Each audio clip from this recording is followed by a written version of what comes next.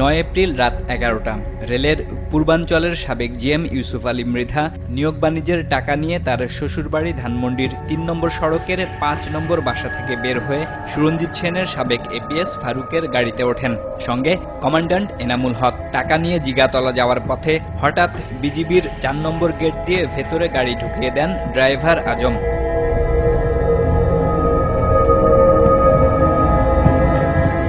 গাড়িতে অবৈধ টাকা আছে বলে চিৎকার করতে থাকেন।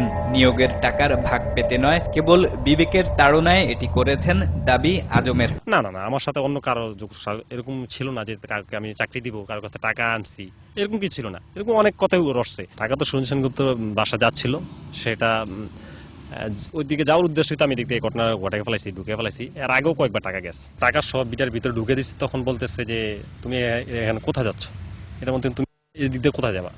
আমি বললাম স্যার, আমি তো আপনাদেরকে টাকা সহ দুর্নীতি টাকা, এগুলো ঘুষের টাকা, রেলের নিয়োগের টাকা, এই টাকা সহ আপনাদেরকে আমি ধরাই দিব।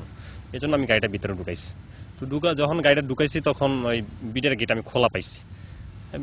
তারা ওরকম সিগন্যাল দেয়নি আমাকে, আর আমি ওই জায়গায় দাঁড়াইনি। আর এই গাড়িটা তো ডেলি কয়েকবার এদিক দিয়ে আসা যাওয়া করে, তো এই গাড়িটা হয়তো তারা চিনছে, জন্য বেশি গুরুত্ব দেয় নাই। তো গাড়িটা যখন ঢুকে ফেলাইছি তখনই ফারুক সাহেব বলতেছে যে তুমি জানে গাড়িটা ঢুকেছে, এটা কিন্তু ঠিক করনি। আমি বললাম যে না, তখন আমাকে তারা লোভ দেখে। বিষয়টি ধামাচাপা দিতে ওই রাতে সুরঞ্জিত সেনগুপ্ত বিজিবি কর্মকর্তাদের ফোন করেন, আর ঘটনা সামাল দিতে টাকার লোভ দিয়েছিলেন এপিএস ফারুক। আমাকে লোভ দেখানো হয়েছিল যে তোমাকে এখান থেকে ৫ লাখ টাকা দিই, তুমি টাকাটা নিয়ে চলে যাও, আমাদেরকে তুমি নিয়ে গেটে বার করে দাও।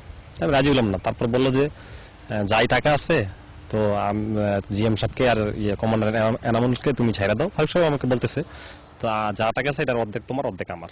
বললাম যে না স্যার। তারপর বললো যে সম্পূর্ণ টাকাগুলো তোমার দিয়ে দেবো, তুমি আমাদেরকে ছাইড়া দাও। আমি বললাম যে না, তাহলে তো আমি দুর্নীতি আমি নিজেই করতেছি, দেখা যায় আমি এটাতে আমি রাজি নেই। টাকা গণা হয়েছিল সকালবেলা, প্রায় 10টার দিকে সকালবেলা, ৭৪ লক্ষ টাকা পরে গণার পরে পাওয়া গেছে। এটা টাকা গণ না, তারা আবার ওই ফারুক সাহেব, জিএম সাহেব, এনামুল সাহেব, তারা টাকা সহ বাইরে থেকে একটা ড্রাইভার আনছে, আমার চেয়ে আরো বয়স্ক দাড়িওয়ালা, ওই ড্রাইভার দিয়ে তারা টাকা সহ গাড়ি নিয়ে তারা বেরিয়ে গেছে। নিয়োগ বাণিজ্যে শুধু রেল নয়, অন্য প্রতিষ্ঠানের কর্মকর্তারাও জড়িত ছিলেন। মেজর মুশিউর রহমান, সে আসলে নিয়োগ বাণিজ্যের সাথে জড়িত। সে প্রায় ৩ কোটি টাকা, আমি আমার জানা সত্ত্বে ৩ কোটি টাকা নিয়োগ বাণিজ্যের সাথে সে জড়িত আছে। কয়েকশো লোককে সেই রেলে ঢুকানোর কথা ফারুক সাহেবের মাধ্যমে ঢুকাবে, এবং 3 কোটি টাকা চেকও ফারুক সাহেবের কাছে হ্যান্ড ওভার করছে মেজর মুশিউর রহমান। তো নিপেন্দার বাসা থেকে প্রায় টাকা আনতাম। তারপর আরও সাব রেজিস্ট্রার আছে, তাদের নামটা আমার এখন সঠিক খেয়াল হচ্ছে না।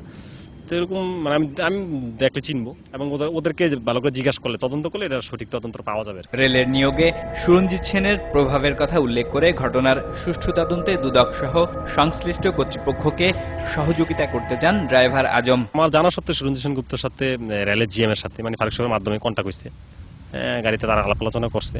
10 কোটি টাকা মন্ত্রীকে দিবে রেলের নিয়োগের ব্যাপারে, 10 কোটি টাকা দিবে, আর সুরঞ্জিত সেনগুপ্ত 600 লোক পার্সোনাল ঢুকাই দিব। কারণ তারা দোষটা সরকারের উপর চাপাতে চায়। করছে, ঘটনাটা করছে মন্ত্রী, এপিএস, একটা সিন্ডিকেট আছে রেলের কিছু দুর্নীতিবাজ কর্মকর্তারা, কিন্তু এটাকে তারা পলিটিক্যাল ভাবে, যে এটা মানে এরকম ভাবে আমাকে ভয় দেয় যে সরকার এটার সাথে জড়িত আছে মনে হয়, যে এরকম আমাকে ভয় দেখা যায় যাতে আমি এটা প্রকাশ না করি। আমি তো জানি যে মাননীয় প্রধানমন্ত্রী দুর্নীতির বিরুদ্ধে, তো আমি চাই যে তাদের এই দেশে যাতে কোনো দুর্নীতিবাজ ছাড় না পায়। ৯ এপ্রিলের কেলেঙ্কারির পর থেকেই পালিয়ে বেড়াচ্ছেন মোহাম্মদ আজম খান। পলাতক জীবনের অবসান ঘটিয়ে চান স্বজনদের কাছে ফিরতে। সরকারের কাছে তাই আকুতি সহযোগিতার। মাননীয় প্রধানমন্ত্রীর কাছে আমার আকুল আবেদন, উনি আমাকে নিরাপত্তা দিয়ে। বাজিদ আহমেদ, RTV।